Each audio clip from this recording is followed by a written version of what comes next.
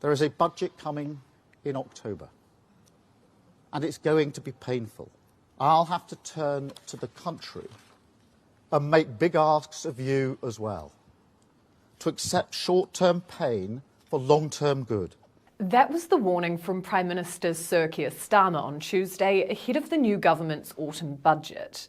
The Prime Minister's caution that public finances were worse than we ever imagined comes after Chancellor Rachel Reeves already said she thinks taxes will go up. So where will Starmer and Reeves turn to make some extra cash? Well, firstly, capital gains tax could be raised in line with income tax. The Chancellor has said she has no plans to do so, but has not explicitly ruled out such a measure. Capital gains tax is imposed on the profit resulting from the sale of capital assets. However, there are widespread concerns about the potential knock-on effects of hiking capital gains tax, particularly with the UK's entrepreneurial landscape.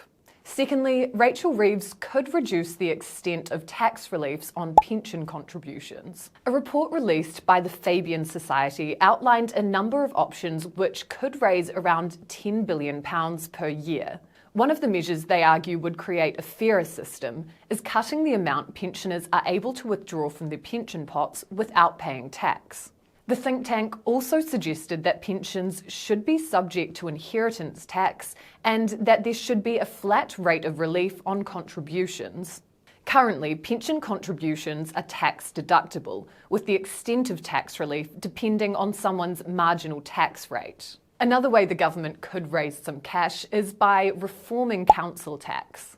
Council tax bans are based on property valuations taken back in 1991, which the Institute for Fiscal Studies said is increasingly absurd. Since 1991, house prices have changed dramatically and unevenly across the country.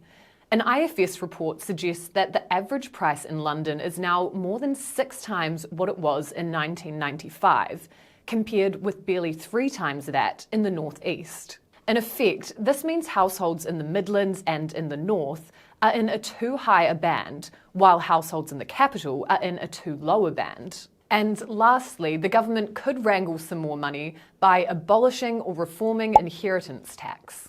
Currently, inheritance tax stands at 40% and is paid on estates worth £325,000. However, there are a range of exemptions, which means only 5% of deaths are taxed, and often at a much lower effective rate. Under the current rules, savings kept in defined contribution pension pots can be passed on tax-free, and agricultural land can also be passed on without paying any tax. The IFS has argued that the government could raise an extra £4 billion by closing these loopholes in the inheritance tax system. Here at City A.M, we would like to know, what are your thoughts on the upcoming budget, and are you worried about what it might mean for you? Let us know your thoughts in the comments.